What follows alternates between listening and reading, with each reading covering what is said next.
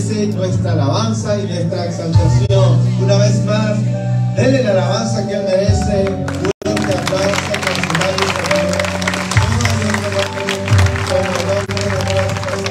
y esta es una buena oportunidad para buscar dos personas y saludarles, darles un abrazo, echarles 5, pagarles lo que deben.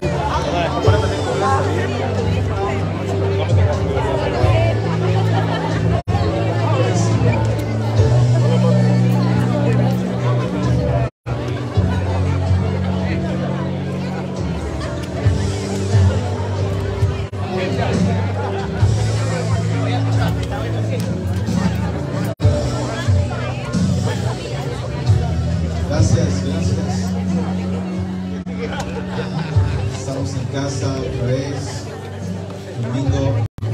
Qué privilegio tenemos. Yo no sé si ustedes estamos privilegiados de tener aire acondicionado. Algunos van a querer hasta quedarse, pero al terminar el servicio van a tener que salir. Qué privilegio. Demos un aplauso otra vez al Señor por su bondad.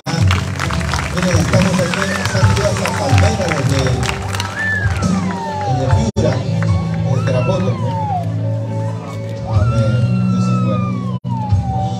Ok, vamos a entonces prepararnos para la palabra que creemos Dios trae para nuestras vidas el día de hoy. Y estamos alistándonos para un acontecimiento muy importante en la iglesia. Por cada año nosotros hemos convocado toda la casa, la familia No Amanecer para Naciones, para concentrarnos en 21 días de enfatizar nuestra comunión con Dios, de volver a levantar el altar de Dios en nuestros hogares y poder dedicar más horas de lo normal o más tiempo de lo normal, algunas horas, sí, para estar en su presencia, para meditar en la palabra, para orar, para interceder, más aún en este tiempo histórico donde la nación, nuestro país, necesita nuestras oraciones. Nuestra nación necesita nuestro clamor. Entonces estamos entrando a 21 días de oración y ayuno por un despertar a nivel nacional, un despertar espiritual. Porque yo creo que lo que realmente necesita el país es una reconciliación entre nosotros. Pero primero una reconciliación de nosotros con Dios. Porque si no hay una reconciliación de nosotros con Dios, se hace muy complicado que pueda haber reconciliación entre nosotros. Pero nosotros tenemos a Dios y creemos que la oración del justo puede mucho y puede hacer milagros. Y por eso estamos convocando 21 días de oración y ayuno por un despertar en la nación, despertar espiritual en la nación. Empezamos el 6 de agosto, de este mes, amén, el 6 de febrero hasta el 26 de febrero. Ya la gran mayoría está informado cómo es, no tiene que ayunar los 21 días. Pero yo quiero remitirme a mi mensaje ahora. Pero esto es en contexto de lo que vamos a hacer y también orar por el avance del reino en todo el continente. Necesitamos el avance del reino no solamente en Perú, sino en todo el continente, porque tenemos no lucha contra carne y sangre, sino contra huestes espirituales de maldad. Pero ¿cómo nosotros podemos tener la expectativa de orar, de entender, de saber que algo puede cambiar cuando oramos? Amén. Es muy importante porque si uno ve las cosas, las circunstancias, muchas veces las circunstancias son muy adversas y, ¿sabe? La oración intrínsecamente es dada, es una oportunidad que Dios nos da y también un escenario que Dios nos da para cambiar aquello que no se puede cambiar de forma natural. O sea, tú no dices, Señor, ayúdame porque me quiero bañar, ¿no?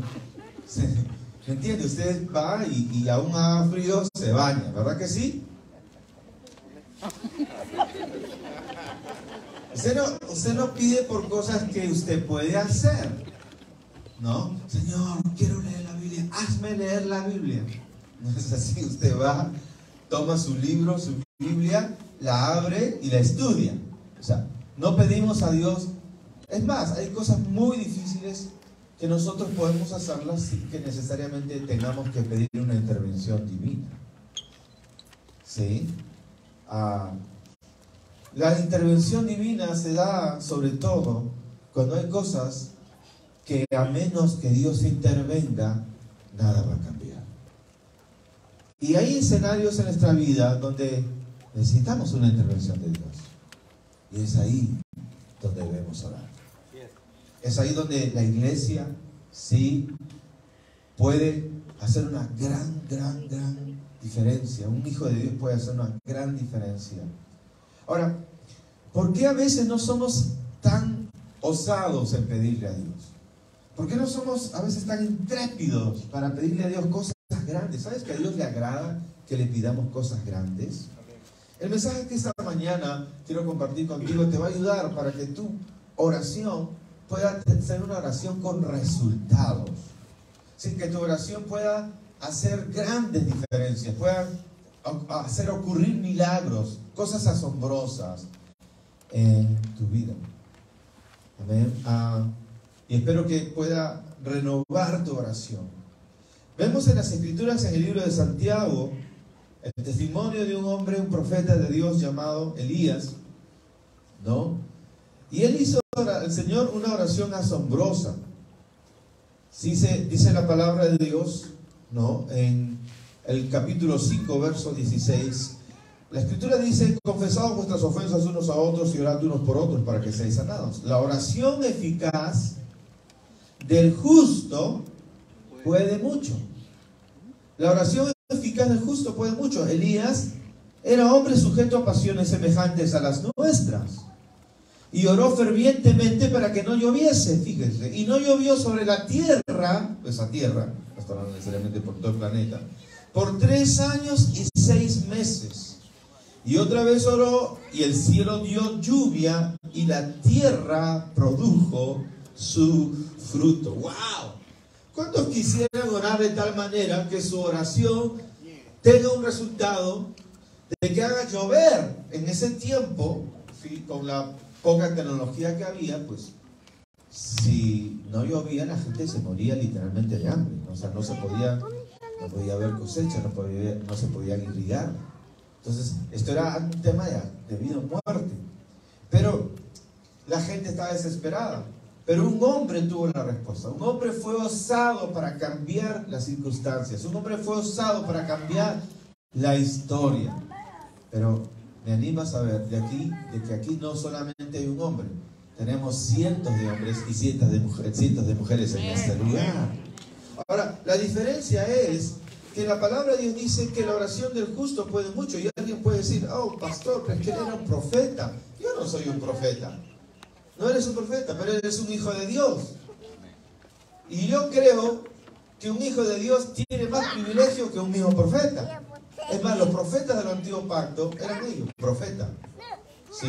Pero nosotros hoy día somos hijos de Dios. Ahora, hay otro asunto muy importante para que tú puedas ser osado en tu oración, puedas atreverte a pedir cosas grandes. Y es el conocimiento acerca de la justicia de Dios. Aquí en las Escrituras dice que la oración del justo es la que puede mucho. ¿Sí? Entonces la condición para que Dios pueda obrar cosas espectaculares, asombrosas, es que esa oración lo haga un justo. Un justo. Entonces uno lee y dice: ah, sí, está bien, un justo, pero el problema es que yo no soy justo, ¿no? Y como no soy justo, entonces yo no puedo pedirle a Dios cosas asombrosas. No le puedo pedir a Dios cosas espectaculares porque no soy justo. Y el problema es que no entendemos qué es la justicia y a quién Dios atribuye justicia. Si usted se da cuenta, en el verso anterior dice que Elías era un hombre sujeto a pasiones semejantes a las nuestras. Miren el verso 17. Elías era hombre sujeto a pasiones semejantes a las nuestras, ¿sí? Pero aún siendo un hombre sujeto a pasiones, él oró y el cielo se abrió y el cielo se cerró cuando él oró otra vez. Es decir, la justicia de Elías no era una justicia personal, no era una justicia inherente. Y es ahí donde nosotros fallamos, al no entender que la justicia que Dios demanda no necesariamente es una justicia que nosotros podemos producir. Si nosotros fallamos en entender acerca de la justicia de Dios y no entendemos las cosas según la perspectiva divina, nuestras oraciones van a ser débiles, nuestras oraciones no van a ser infructuosas. Pero cuando tú aprendes a orar según la palabra de Dios, tú vas a ver a Dios obrando cosas grandiosas en tu vida. Amén. Amén. Te vas a volver osado. ¿A cuántos de nosotros nos ha pasado que alguien, una vez que conoció y supo que tú eres hijo de Dios, creyente, o de repente hasta tienes un liderazgo en la iglesia, y te han dicho, por favor, ¿puedes orar por mí? Y tú le dices, bueno, ¿y tú por qué no oras? No, es que tú estás más cerca de Dios. ¿Cuántos están más cerca de Dios? ¿Y cuántos están más lejos? ¿Qué hace que tú estés más cerca de Dios y que estés más lejos de Dios? Según, pues, si vives en el piso 16, estás más cerca. ¿Sí? Si vives en el piso 1, estás más lejos de Dios. ¿Sí o no? Ahora, ¿por qué alquilamos esta sala? Porque estamos más cerca del cielo, pues, ¿no? Esa es la razón. No, esa no es la razón. Alquilamos esta sala porque es la que nos dan, ¿no? Pero no es un tema de acercarte a Dios por tus obras. Pero cuánta gente falla porque se quiere acercar a Dios en base a sus méritos. Un pastor amigo me decía, Herbert, temo de verdad que mucha gente la pasó muy difícil en la pandemia y quizás muchos perdieron la vida porque ellos no sabían orar con eficacia. Porque aún siendo creyentes, no tenían una conciencia bíblica acerca de la justicia de Dios. Y a causa de sus fallas y errores en el pasado, algo en su conciencia, algo en su corazón lo seguía acusando. Pero mira, tú no eres digno, tú fallaste. En algún momento tu pecado te va a alcanzar. Y cuando uno no entiende esto, le abre las puertas al acusador. La Biblia dice que el diablo, él es el acusador de nuestros hermanos. ¿Qué le parece si oramos antes de recibir la palabra de Dios en esta mañana en nuestro corazón? Padre, te damos gracias en el nombre de Jesús. Háblanos, enséñanos, Señor. Queremos la verdad que hace libres de corazón. En el nombre de Jesús, transfórmanos y llévanos, Señor, más allá de lo que hemos imaginado. Gracias en el nombre de Jesús de Nazaret. Y todos decimos, amén. Diga conmigo, quiero ser como Elías. Hacer proezas. ¿Es posible? A la manera de Dios, a la forma de Dios. La oración del justo puede mucho. La Biblia nos da muchas promesas acerca de la justicia, acerca de los justos. La Biblia, para comenzar, dice, ¿no? El justo por la fe vivirá. Si la vida cristiana se vive para los justos por la fe. Y es interesante que Dios nos llama a nosotros, sus hijos, justos. Los justos, así nos llama. Y vamos a descubrir por qué Dios nos llama a nosotros justos. Pero antes veamos algunas promesas de Dios para nosotros. Amén.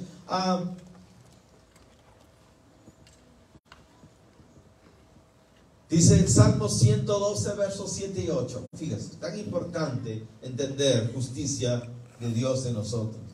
Dice la palabra de Dios que el justo no tendrá temor de malas noticias. El justo no tendrá temor de malas noticias. Su corazón está firme, confiado en Jehová. Asegurado está su corazón, no temerá hasta que vea a sus enemigos, en sus enemigos su deseo. Reparte, da a los pobres, su justicia permanece para siempre, su poder será exaltado en gloria. Aleluya. Cuando tú caminas en justicia, cuando tú eres considerado justo en Dios, no vas a tener temor de malas noticias. ¿Cuánta gente hay que tiene temor, vive en constante temor? Hoy de lunes, ¿qué irá a pasar el día? Ay, Dios. ¿Cuántos de nosotros éramos de los que al salir de la casa nos persinábamos? ¿Verdad? Nos persinábamos. ¿Por qué nos persinábamos? ¿Para qué? Para que no nos vaya mal. Algunos para que le vaya bien. Entonces se persinaban. Y si entras a un cementerio, te persinabas. Pero va a ser que alguien te jale las patas. Entonces, ¿no? Pero la Biblia garantiza aquí que el justo no va a tener temor de malas noticias. ¿Pero cómo? Porque sabes, el justo sabe que está guardado por el Señor. El justo sabe que Dios cambia aún lo malo para bien. Amén. El justo sabe que el que habita el abrigo del Altísimo morará bajo la sombra del Omnipotente. Amén. El justo sabe esto. ¿Por qué? Porque se sabe justo. Vamos a otro pasaje. No falles.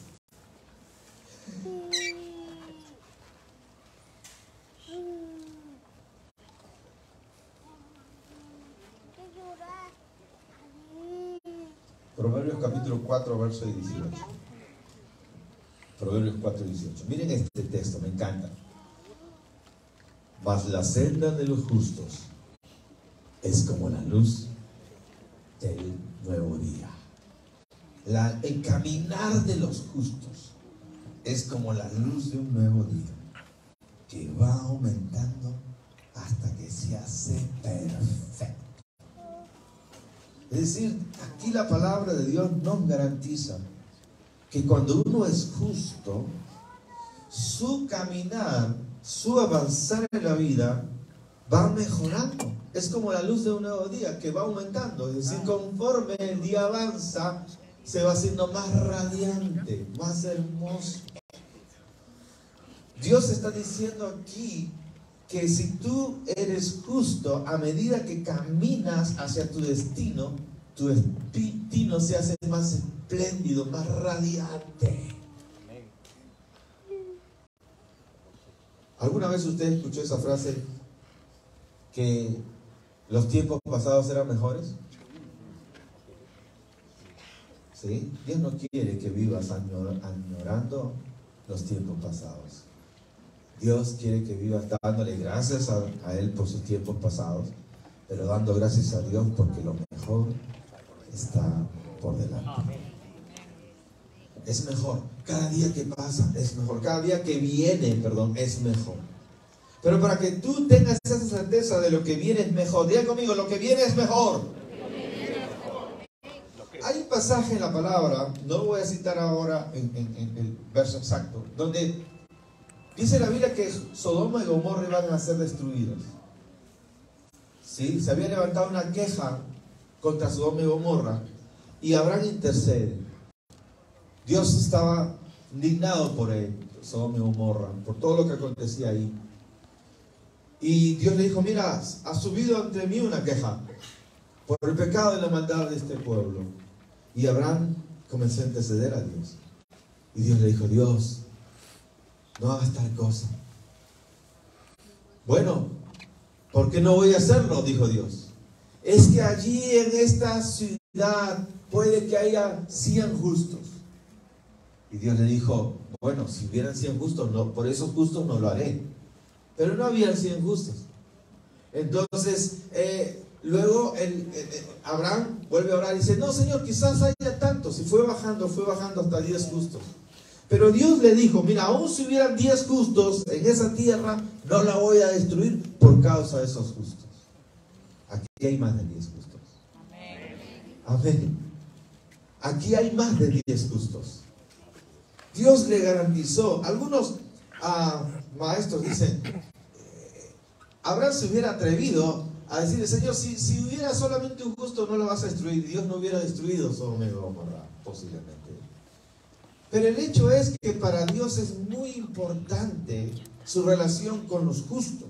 Y hay promesas del Señor para con los justos. Amén. Dice el libro de Proverbios capítulo 28, verso 1 así. Proverbios 28, verso 1. El impío huye, ¿no? En otra versión dice, el malvado huye, el impío huye, sin que nadie le persiga. Mas los justos están confiados como un león. Amén. Diga conmigo, los justos están confiados como un león. ¿Sí? ¿Ha visto alguna vez un león deprimido? Salvo que sea el del Parque de la Leyenda. Pero no, un león anda confiado. ¿Cómo ruge un león? A ver, vamos a rugir todos. 1, 2, 3. No, ruja.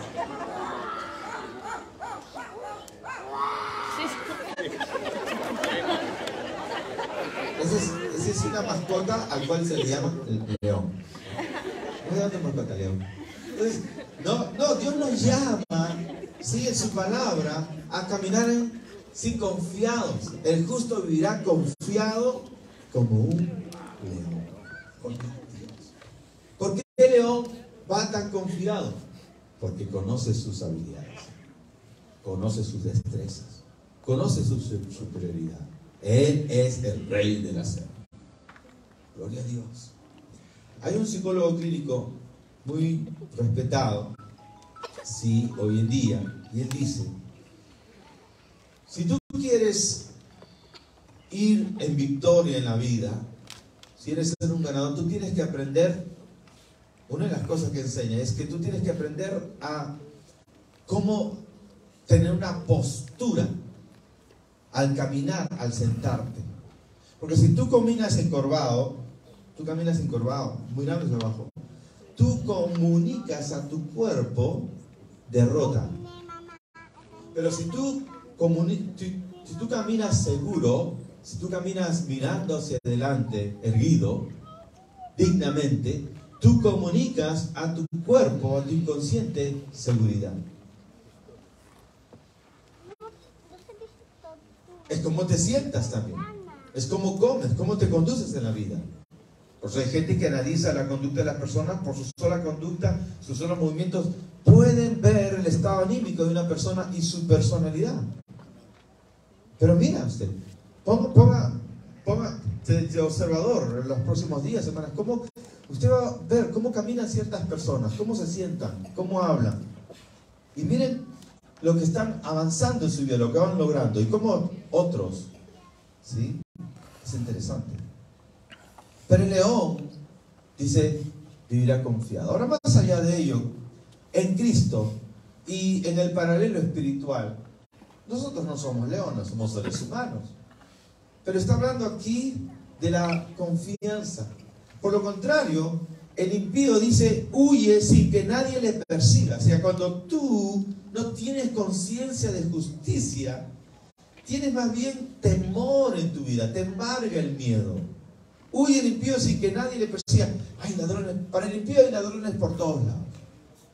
Para el impío todo lugar es peligroso. Para el impío siempre hay peligro. Siempre está buscando qué escapar, qué cuidarse. ¿Por qué? Porque no tiene seguridad. Si tú, amigo, tú estás viviendo embargado por el temor, es que tú no has aprendido la revelación de Dios acerca de la justicia. Ahora uno puede decir, sí, pues pastor, es que yo sé pues que no soy un justo. Y ese es el problema. Vamos a otro texto en el Salmo 92, verso 14. 12 al 14. Salmo 92, versos 12 al 14. Miren ese texto. Y por eso hemos traído estas palmeras aquí. Dice, el justo florecerá como la palmera, crecerá como cedro en el Líbano. Las palmeras, ¿sí?, son de raíces muy profundas y pueden venir tormentas muy feroces.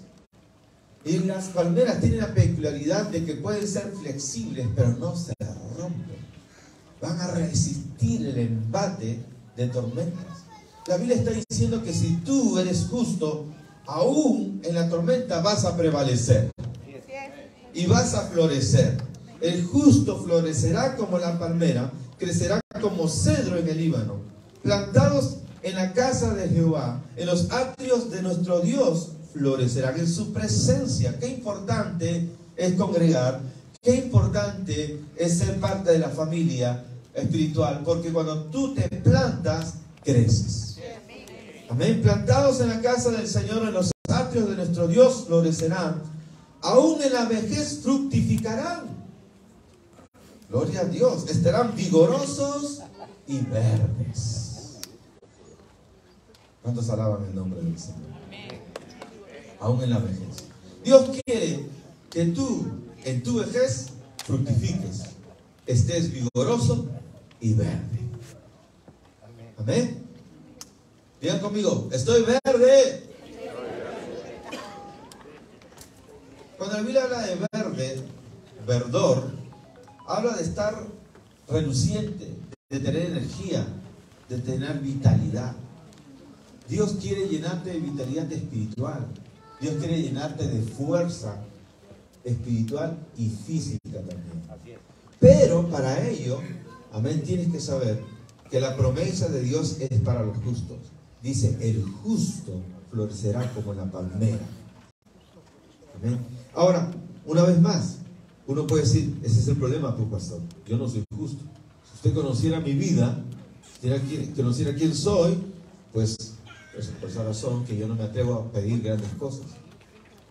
¿Y qué dice la palabra de Dios al respecto? Vamos al libro de Romanos capítulo 5 y vamos a leer unos pasajes que son reveladores respecto a esto. Dice la Escritura así en el capítulo 5 de Romanos: así que como por la transgresión de uno, verso 18, así que como por la transgresión de uno vino la condenación a todos los hombres. Vamos a leer esta parte. Miren el texto, lo pueden ver en la pantallita. ¿Amén? Así que como por la transgresión, la palabra transgresión aquí es pecado, ¿sí? Por el pecado de un hombre vino ¿qué? La condenación a todos los hombres. Es decir, toda la humanidad fue considerada pecadora y fue condenada por la culpa de un solo hombre. ¿Quién fue ese hombre? Adán. Por el pecado de un hombre, millones y miles de millones fueron considerados luego pecadores. Y la condenación vino en la humanidad. Alguien puede decir, oh pastor, esto es tan injusto. ¿Cómo puede ser que por la culpa de Adán todo se haya echado a perder? Sí, por la culpa de Adán todo fue echado a perder. Y todos, aún no habiendo pecado, ya eran considerados culpables. Pero, buenas noticias, así que como por la transgresión de uno vino la condenación a todos los hombres, de la misma manera, todos repitamos, de la misma manera, por la justicia de uno vino a todos la justificación de vida. Cuando la Biblia habla de justos, está hablando de no justos por sus medios, no justos por su condición, no justos por sus obras, no justos por sus merecimientos, sino justos porque por medio de Jesús somos declarados justos. Amén. Dice justificados. ¿Qué significa justificado? Muchas gracias. Significa ser declarado sin culpa alguna. La razón más central por la cual mucha gente no ora con eficacia a Dios, no recibe sus respuestas a sus oraciones, es porque cuando van a orar piensan, uy, no, pero hace poco nomás acabo de pecar, qué vergüenza. Y lo primero que hacen es confiesan sus pecados. Y no está mal confesar pecados. Pero en lugar de centrarse en la justicia de Cristo, se concentran más en sus errores. Y en tratar de sentirse justos, sentirse dignos. Esto es importante porque vamos a entrar a 21 días de oración y ayuno. Y el error, la tentación puede ser, ok, ahora que voy a ayunar, voy a ser más espiritual. Ahora que voy a ayunar y voy a orar y voy a interceder y voy a leer la Biblia, voy a ser más digno. Pero no es así. No es por tus obras ni tu dignidad que Dios te puede responder. No es por tu justicia propia, es por la justicia que viene de Dios. Esto es bastante importante. De repente, tú has estado tratando por tus propios medios de sentirte justo, de sentirte justa. Por lo contrario, te has estado sintiendo condenado porque estás fallando. ¿Sabes cuál es el problema cuando nosotros no entendemos justicia de Dios? Tratamos de ir acumulando puntos con nuestros méritos supuestos espirituales. Voy a servir aquí, voy a servir allá, voy a discipular aquí, no voy a llegar temprano, voy a hacer... Y te vas ganándote puntos y de esa manera tú sientes que ya vas siendo cada vez más justo. Y en base a esos méritos, tú dices, ahora Dios, dame esto. Pero luego fallas y luego te sientes condenado.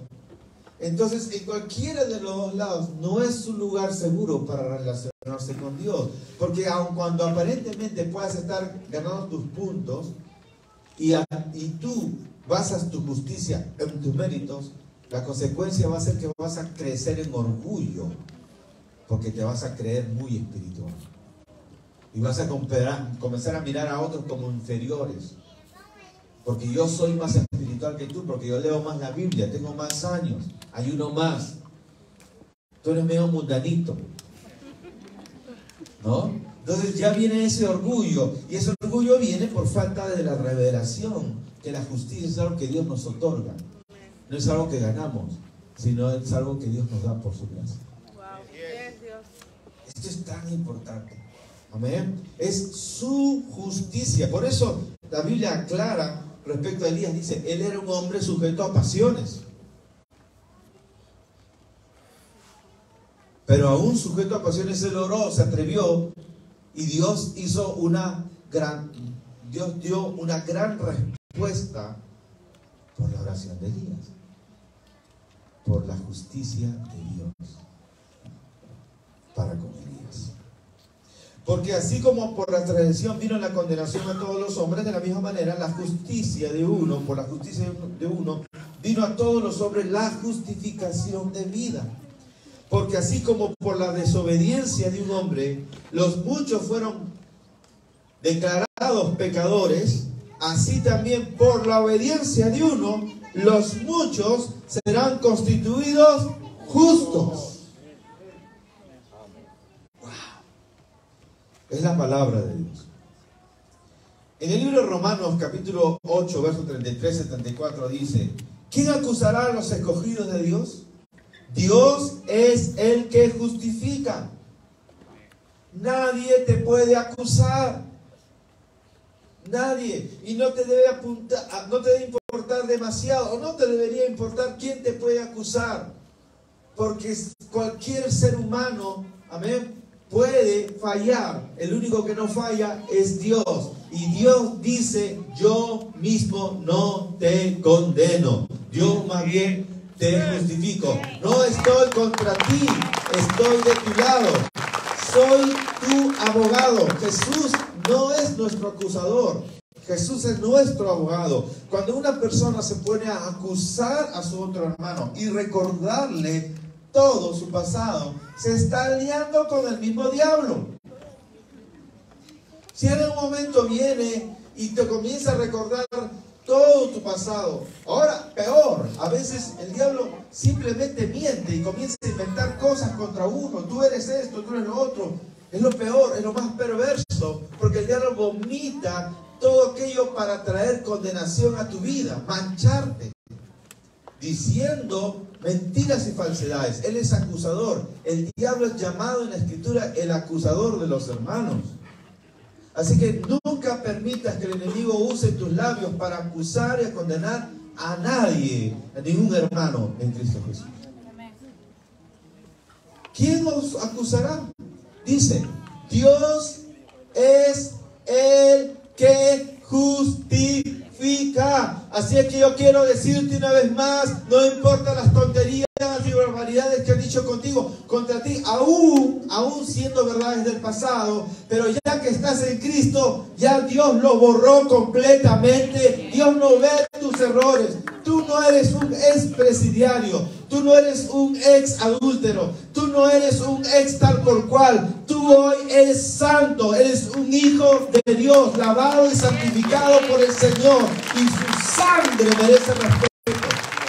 Cuando uno no respeta lo que Jesús ha hecho en la vida de otro, está de alguna manera tomando en poco el sacrificio de Jesús.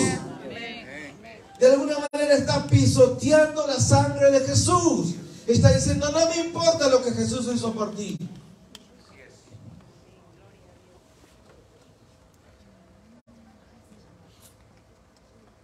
Bueno, si usted hizo eso con su hermano, tampoco se condene, pues. También hay justicia de Dios para ti. Amén. También Dios puede tener misericordia de nosotros. Dice el libro de Corintios, capítulo 5 de Corintios, y vamos terminando. 2 Corintios capítulo 5, verso 18. Dice así: y todo esto proviene de Dios. ¿Sí? Todo esto proviene de Dios. ¿Qué cosa? La reconciliación. Todo esto proviene de Dios, quien nos reconcilió consigo mismo por Cristo. Mira, Dios no está a favor de condenar a la gente. Dios está a favor de justificar a la gente. Ahora, otra vez, repito, Dios no está a favor de condenar a nadie. Dios está a favor de justificar a otros. Dice la Biblia que Él mismo nos reconcilió, porque antes estábamos peleados con Dios. El hombre fue quien se rebeló ante Dios. El hombre fue quien le dio la espalda a Dios. Y Dios obviamente se enojó por su pecado. Amén. Dios dijo, el alma que pecare esa morirá. Y el hombre murió por su pecado. Pero Dios no quería mantener por mucho tiempo ese distanciamiento, esa enemistad. Y Dios dio el primer paso. No fue Dios que se alejó, fue el hombre el que se alejó.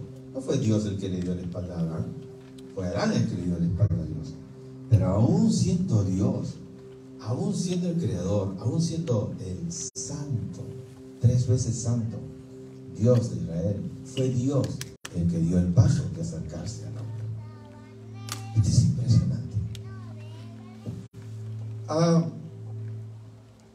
Seguimos esta lectura. Dice: y todo esto proviene de Dios, que nos reconcilió consigo mismo por Cristo y nos dio a nosotros el ministerio de ¿qué? De la reconciliación. Que Dios estaba en Cristo reconciliando consigo al mundo, no tomándoles en cuenta a los hombres sus pecados. Y nos encargó a nosotros la palabra de la reconciliación. ¿Qué somos nosotros? Ministros de reconciliación. Estamos para conciliar, no para dividir. Así que somos embajadores en nombre de Cristo, y como si Dios rogase por medio de nosotros, os rogamos en nombre de Cristo, reconciliados con Dios. Al que no conoció pecado, por nosotros lo hizo pecado, para que nosotros fuésemos hechos justicia de Dios en Él. La justicia no es algo inherente a nosotros. La justicia es algo que Dios, en su extrema bondad, nos atribuye debido al sacrificio de Jesús por nosotros. Es Él el que nos otorga su justicia. Por eso la Biblia dice que al que más se le perdonó, más amó. Cuando tú entiendes de ese amor para contigo, y cómo Dios te regala su justicia. ¿Por qué nos regala su justicia? No porque sea barata, sino porque no hay forma de ganar la justicia por nuestros méritos.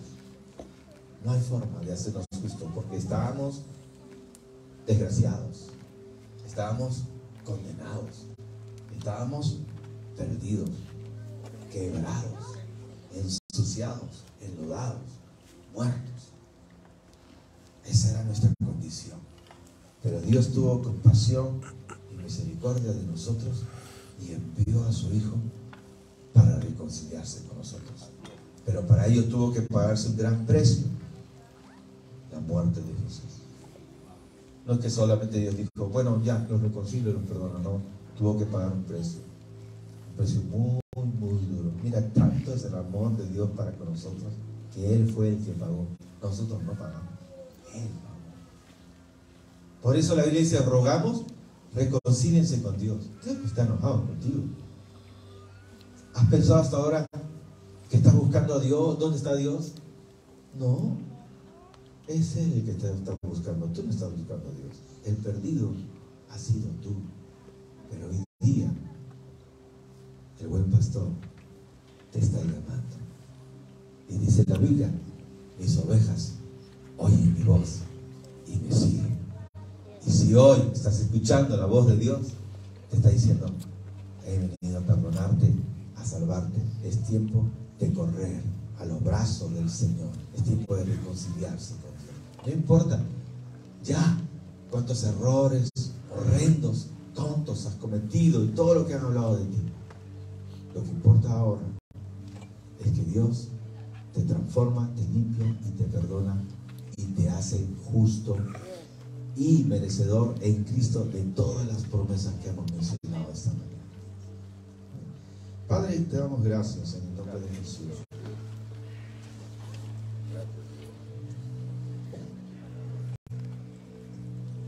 Honramos tu santo sacrificio, Dios. Reconocemos, Señor, en esta mañana, en esta tarde ya, en el nombre de Jesús. Mientras oramos, si estás aquí por la primera o segunda vez, o ya varias veces, vas a correr a Jesús, vas a reconciliarte con Dios. Si tú eres ya un hijo de Dios, dale gracias al Señor, porque no es tu justicia, la justicia de Dios. Pero si estás aquí y aún no te has reconciliado con Dios, hoy puedes estar. Todo lo que tienes que hacer es rendirte a Jesús. Dale tu corazón, dale tu vida. Si es así, levante su mano donde se encuentra. Amén. Que Dios te bendiga. Veo tu mano levantada, veo esas manos levantadas. Bendito sea el Señor. ¿Qué más en ese lugar? Dice, yo necesito, yo quiero correr a Él, yo quiero reconciliarme. Por favor, haga conmigo, toda la iglesia haga conmigo esta oración. Señor Jesús, reconozco que no hay justicia en mí.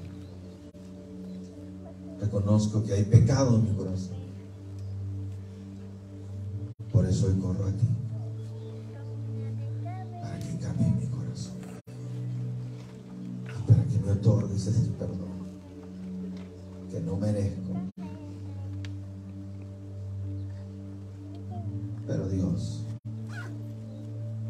te suplico que tengas misericordia de mí. Hoy invoco tu nombre porque he entendido que tú ya diste el paso hacia mí y que no me condenas. Y hoy corro a ti porque te necesito. Ven a mi vida, Dios.